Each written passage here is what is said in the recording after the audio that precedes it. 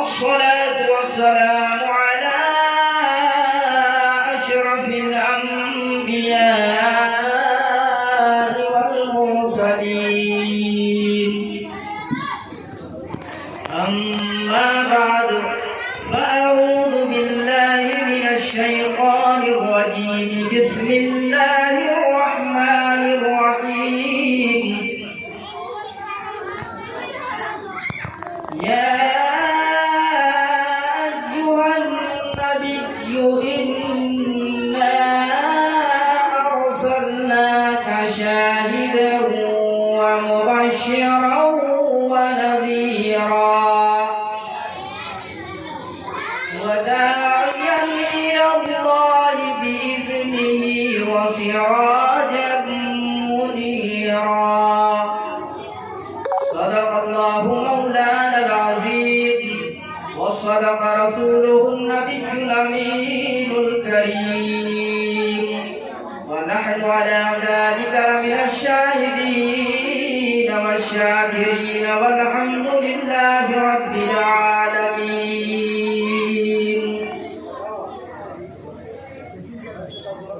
وہ جو نہ تھے تو کچھ نہ تھا، وہ جو نہ تھے تو کچھ نہ تھا، وہ جو نہ ہو تو کچھ نہ ہو، جان ہے یہ جہان کی، جان ہے تو جہان ہے، حشر تک ڈالیں گے ہم پیدائش مولا کی دھوم، حشر تک ڈالیں گے ہم پیدائش مولا کی دھوم، مثل فارس نجد کے قلعے گراتے جائیں گے. معزز و محترم سامعین کرام، آئیے میں نے جس آیت کریمہ کی تلاوت کرنے کا شرف حاصل کیا ہے اس پہ کچھ لبکشائی کرنے سے قبل ہم اور آپ گنبد خضرا میں آرام فرمانے والے آقا کی بارگاہ میں درود پاک کا نذرانہ انتہائی عقیدت و محبت کی تھالی میں سجا کر پیش کریں اور پڑھیے بلند آواز سے اللہم صلی علی سیدنا و شفیعنا مولانا محمد بارک وسلم صلاۃ و سلام علیک یا رسول اللہ صلی اللہ تعالی علیہ وسلم. حضرات گرامی وقار، قابل مبارکباد ہیں سارے حاضرین و ناظرین و سامعین کہ آج اسلامی یتیم خانہ مدرسہ فروغ اہل سنت میں آپ نے اپنا قیمتی وقت دے کر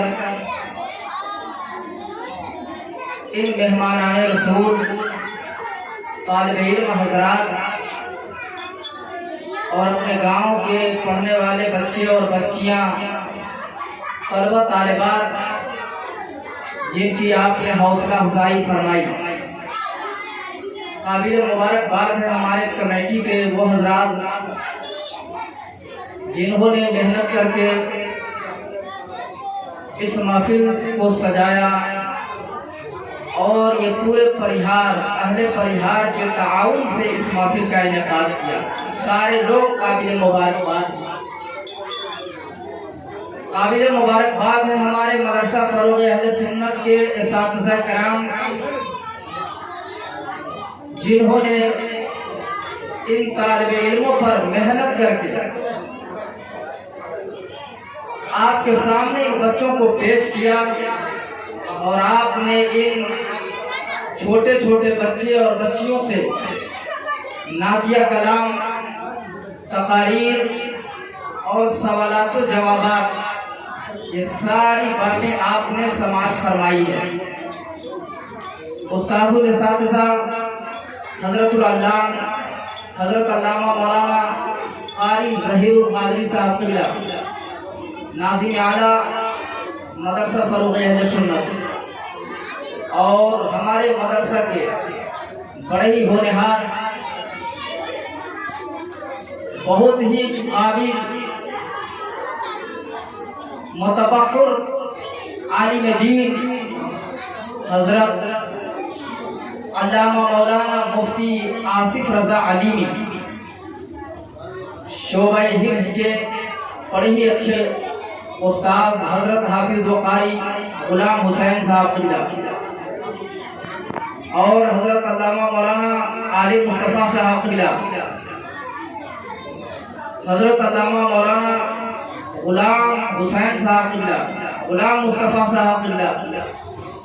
الحمدللہ یہ سارے کے سارے اساتذہ جو آپ اپنی آنکھوں کے سامنے دیکھ رہے ہیں، ساتھ ہی ساتھ ہمارے مدرسہ کے سیکریٹری قابل صد احترام جناب محترم عفان صاحب قبلہ اور صدر سلام الدین صاحب، خزانچی جناب اسرائیل صاحب اور بڑے ہی معاون ہمارے مدرسے کے معاون خصوصی معاون جناب محترم ماسٹر عالم صاحب اور ماسٹر فخر الحسن صاحب، اور جس کا نام لیں ایک ایک کا وقت زائد ہو جائے گا۔ بہرحال جتنے بھی لوگ ہیں یہ سب قابل مبارکباد ہیں جو کیسے مدرسہ چلانا ہے، کیسے سب کو لے کر چلنا ہے اس انداز میں چلا رہے ہیں۔ اللہ تعالیٰ ان کے ہاتھوں میں برکتیں عطا فرمائے اور ان کے ذریعے سے مدرسہ کی خوب ترقی عطا فرمائے۔ حضرات، آج ربیع الاول شریف کی 12 تاریخ ہے۔ یہ وہ تاریخ ہے جس تاریخ کے آنے سے پہلے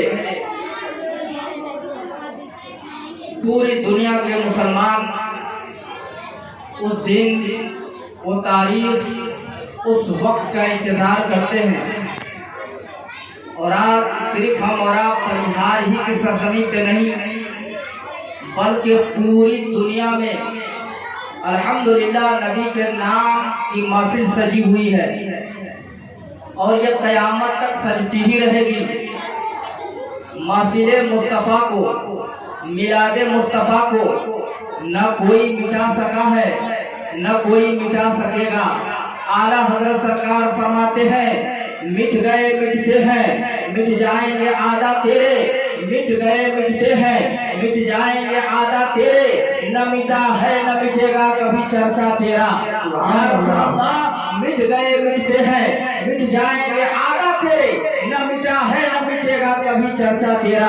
مصطفیٰ کا ذکر، مصطفیٰ کی میلاد جس نے مٹانے کی کوشش کی وہ خود مٹ گیا، لیکن نبی کا ذکر، نبی کی میلاد ہمیشہ ہوتی رہی ہے۔ انشاءاللہ نبی کی میلاد ہوتی رہے گی۔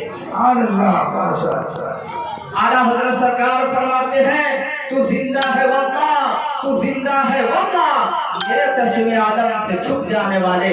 حضرات، وہ ماں باپ کتنے خوش نصیب ہیں جو اپنے بیٹے اور بیٹیوں کو کوئی عالم دین بنا رہا ہے، کوئی قرآن کا درس دے رہا ہے، اس لیے کہ ہمارے اس بزم میں یہ پوسٹر پر جو لکھا ہے وہ تعلیمی بیداری پر لکھا ہے کہ تعلیمی بیداری لائی جائے۔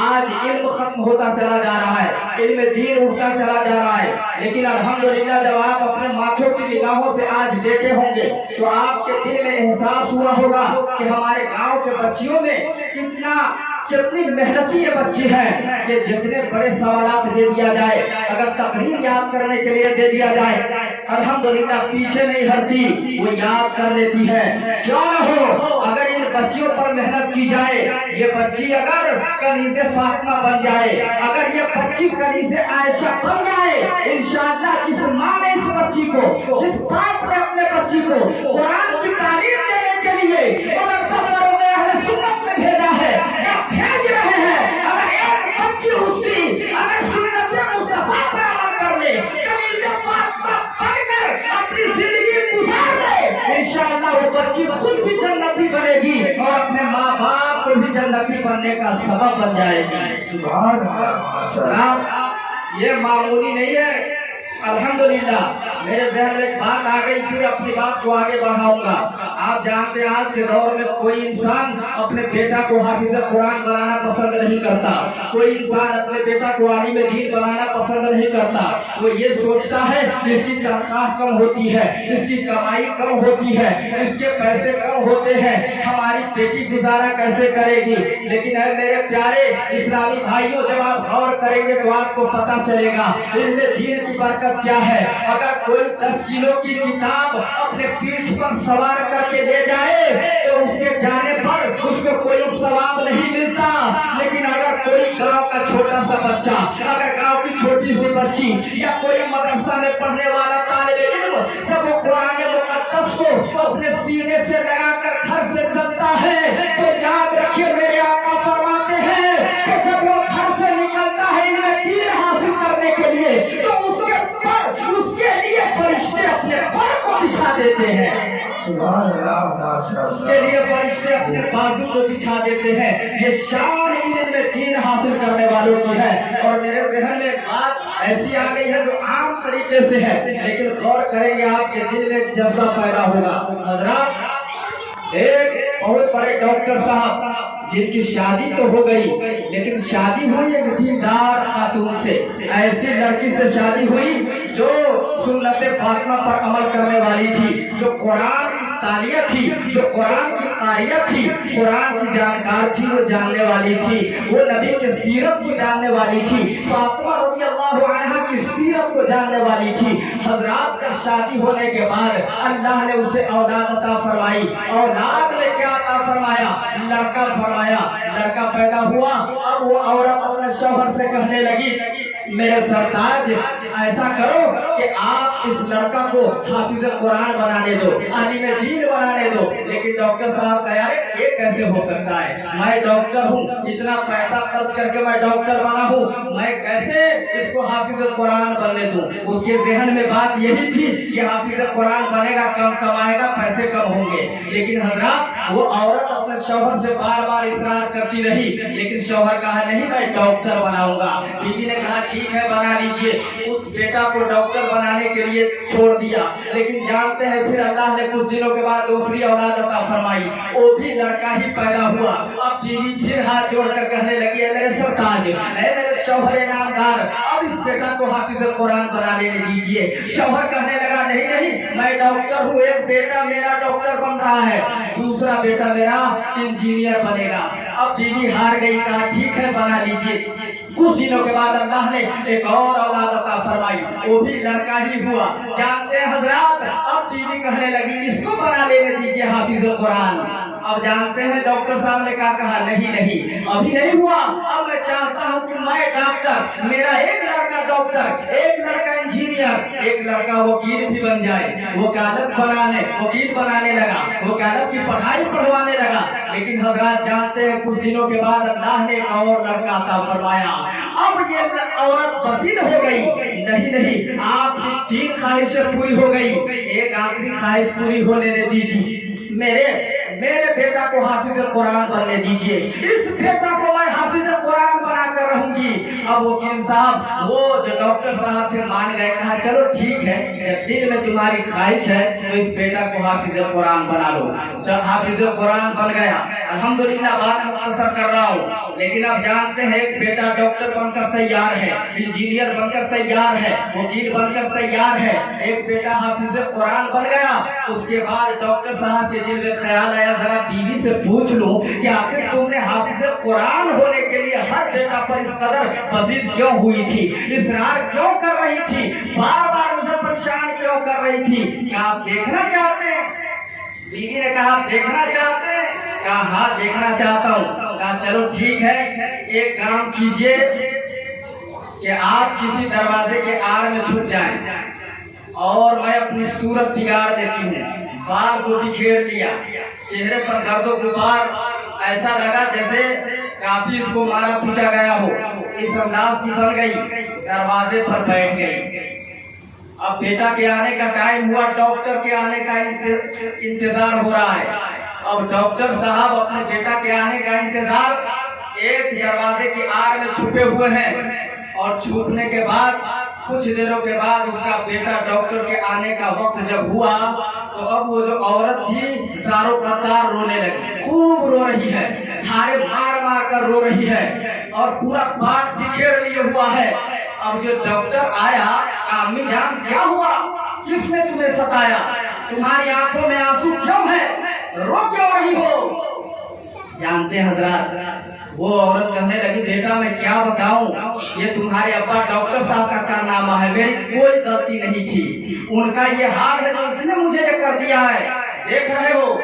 اب جانتے ہیں حضرات، ڈاکٹر تھا، جلال میں آ گیا، کہا امی بتاؤ وہ بڈھا کہاں ہے، لاٹھی کہاں ہے، دو مجھے، آج میں اس بڈھا کی خیریت لیتا ہوں، بتاؤ اس کا پتہ بتاؤ۔ حضرات میرے پیارے، جب غور سے آپ سنیں گے علم دین کی اہمیت کیا ہے آپ کو سمجھ میں آئے گی۔ اور ڈاکٹر صاحب تو اندر چپکے سے ڈرے ہوئے سہلے ہوئے دیکھ رہے ہیں کہ بیٹا ہمارا لاٹھی کھوج رہا ہے میرے لیے، اب کیا ہوگا۔ اب دوسرا بیٹا آیا انجینئر، آنے کا وقت ہوا، جب وہ آیا ماں بیٹھی ہوئی باہر خوب رونے لگی، خوب چلا چلا کر، سر پیٹ پیٹ کر۔ اب انجینئر بھی دیکھا تھا، امی جان کیا ہو گیا تمہیں، کیوں رو رہی ہو، کس نے یہ ہاتھ بگاڑ دیا، کیا بڑکا بھیا نے یہ کیا ہے؟ کہا نہیں بیٹا، تیرا بڑا بھائی نہیں، تمہارے ابا نے یہ حال کر دیا ہے۔ اب انجینئر کو بھی جلانا، کہا امی اس کمینے نے ایسا، اس کی اتنی ہمت کہ یہ تیرے اوپر ہاتھ چھوڑ دے، میں جوان ہو گیا ہوں بیٹا، اب ابھی اس عمر میں تجھے مارا ہے، لاٹھی لاؤ۔ وہ بھی لاٹھی کھوجنے لگے، وہ بھی تلاش کر رہا ہے، لاٹھی لاؤ۔ اب ڈاکٹر صاحب کی تو حالت خراب ہے اندر، اگر دیکھ لیا تو پھر خیر نہیں۔ اب حضرات جانتے ہیں، اب تیسرا بیٹا آیا وکیل، اب وکیل بھی آیا تو وہ بھی دیکھ رہا ہے، ماں کی حالت دیکھا کہ امی جان یہ کیا ہوا، کہا بیٹا یہ سب تیرے باپ نے کیا، وہ بھی وہی بات کہا، وہ بھی گالی دی اپنے باپ کو، لاٹھی کی بات کیا۔ لیکن حضرات جب چوتھا بیٹا حافظ قرآن کے آنے کی باری آئی، ایک عالم دین کے آنے کی باری آئی، اللہ اکبر ذرا مچل کر بول دیجئے سبحان اللہ، پھر آگے ذرا بتاؤں اللہ اللہ۔ جب حافظ قرآن آیا، جب وہ بیٹا آیا حافظ قرآن آیا، ماں کی حالت کو دیکھا، ماں سے عرض کرنے لگا امی جان یہ حالت تیری کس نے بنا دیا ہے، تو رو کیوں رہی ہے، تو پریشان کیوں ہے، تیرے بال کیوں بکھرے ہوئے ہیں، تیری پریشان کس بات کی ہے؟ امی جان کیا بڑا بھائی نے تجھے کچھ کہا ہے، کیا مجھے بھائی نے کچھ کہا ہے، کیا سگرے بھائی نے کچھ کہا ہے؟ اب وہ امی کہنے لگی بیٹا نہ تیرے کوئی بھائی نے کچھ کہا ہے، یہ جو کچھ دیکھ رہے ہو یہ سب تیرے باپ ڈاکٹر صاحب نے کیا ہے، اس نے میری حالت بگاڑ کے رکھ دی ہے۔ اللہ اکبر مچل جائیں گے۔ وہ حافظ قرآن ہے، ادب کے ساتھ سامنے بیٹھا، دو زانو بیٹھا اور دو زانو بیٹھنے کے بعد سر کے بال کو درست کیا، چہرہ کو اپنے رومال سے صاف کیا اور عرض کرنے لگا امی جان وہ شوہر ہے تمہارا، اور شوہر کا حال یہ ہے جس طریقے سے میرے لیے جنت کا مقام تیرا قدم ہے، ایسے ہی اگر تو رب کو خوش رکھنا چاہتی ہے تو اپنے شوہر کو خوش رکھ لے۔ سبحان اللہ، نعرہ تکبیر، نعرہ رسالت، مسلک اعلی حضرت، نعرہ تکبیر، نعرہ رسالت۔ یا رسول اللہ، حضرات جب اس بیٹا نے اتنا کہا تب اس کے بعد وہ اس کی ماں ڈاکٹر صاحب کو بلاتی ہے، کہتے آئیے آپ باہر نکل کر آئیے۔ کہا دیکھ لیا آپ نے میں حافظ قرآن کیوں بنانا چاہ رہی تھی، اس لیے کہ جس بیٹا کے اندر اگر علم دین آ جائے گا وہ باپ کی بھی عصمت کو سمجھے گا، ماں کی بھی عصمت کو سمجھے گا۔ اگر شوہر ظلم ہی کیا تو کیا ہوا، لیکن اس کا مقام اپنی جگہ ہے۔ اگر شوہر اپنے بیوی پر ظلم کرے یا گالی دے تو بیٹا کا حق نہیں ہے کہ اپنے باپ کو اوپر ہاتھ اٹھا دے، اپنے ماں کو اوپر ہاتھ اٹھا دے۔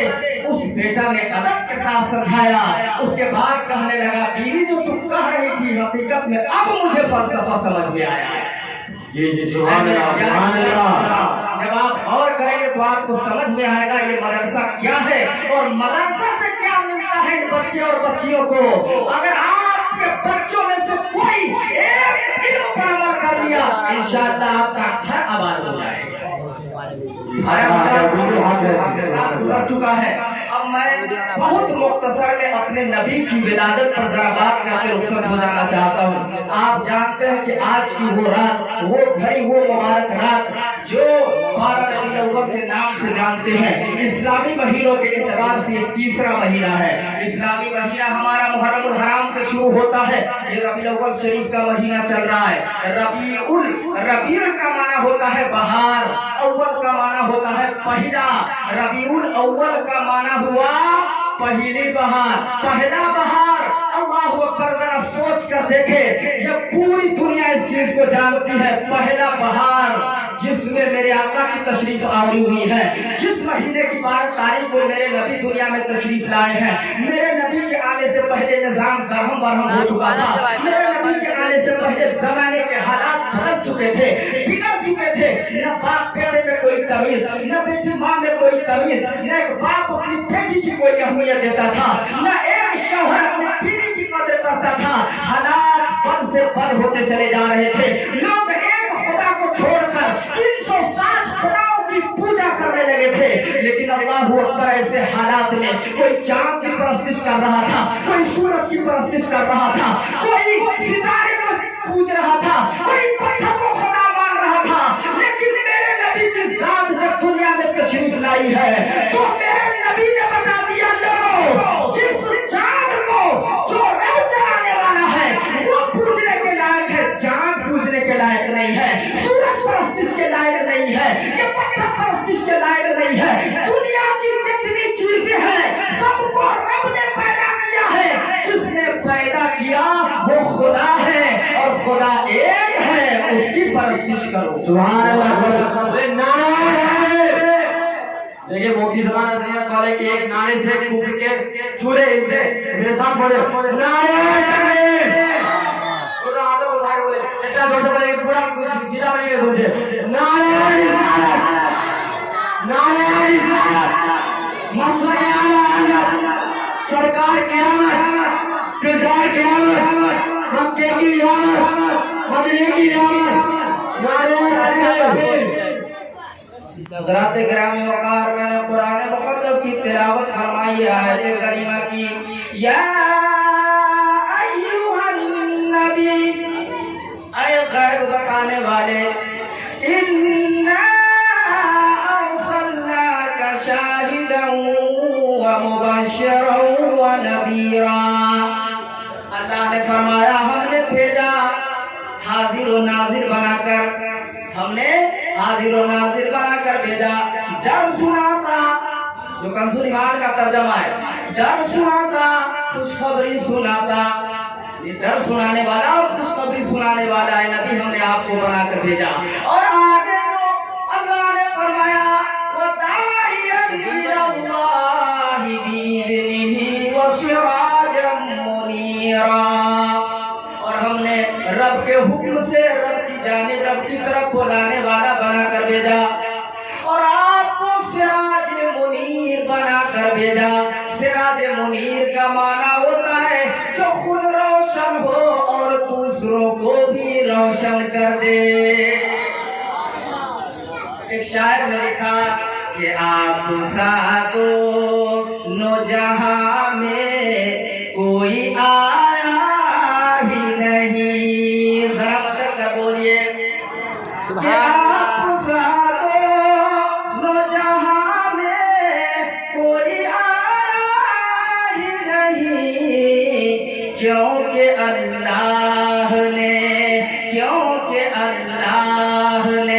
کوئی اور بنایا ہی نہیں، آپ سا دونوں جہاں میں نظر آیا ہی نہیں۔ اور حضرات گرامی، اب میں بات کرنے لگا ہوں، میرے نبی صلی اللہ علیہ وسلم کی ولادت باسعادت کی تاریخ ہے۔ رات میرے آقا صلی اللہ علیہ وسلم حضرت آدم علیہ السلام سے لے کر میرے نبی تک کم و بیش 1,24,000 انبیاء کرام تشریف لائے، کم و بیش 1,24,000 20,000 انبیاء کرام تشریف لائے، سارے نبیوں نے میرے نبی کا خطبہ پڑھا، اور آپ جانتے ہیں میرے نبی کی ولادت باسعادت 20 اپریل 571 عیسوی کو ہوئی، اور عیسوی تاریخ حضرت عیسیٰ علیہ السلام کے زمانے سے چلا ہے، تو حضرت عیسیٰ علیہ السلام کے 571 سال کے بعد میرے نبی دنیا میں جلوہ گر ہوئے۔ کتنے دنوں کے بعد؟ 571 سال کے بعد حضرت عیسیٰ علیہ السلام نے جو اپنے قوم کو جمع فرمایا، اور اپنے قوم سے جو میرے نبی کے بارے میں فرمایا، اس کا ذکر اللہ نے قرآن میں فرمایا ہے۔ ذرا محبت کے ساتھ بولیے سبحان اللہ، پھر بتاؤ، بولیے سبحان اللہ۔ نیند نہ آ رہی ہے؟ نیند آنے لگی؟ ارے نیند تو آج نبی کی ولادت باسعادت کی تاریخ ہے، آج کی رات اگر ہم تھوڑی دیر جاگ لیں گے نا، یہ جاگنا اگر رب قبول کر لے انشاءاللہ ہماری دنیا اور آخرت سنور جائے گی، دنیا اور آخرت سنور جائے گی۔ اب ذرا سنیے، حضرت عیسیٰ علیہ السلام نے جو اپنی قوم سے کہا تھا، فرمایا تھا وَمُبَشِّرًا بِرَسُولٍ يَأْتِي مِن بَعْدِي، اے میرے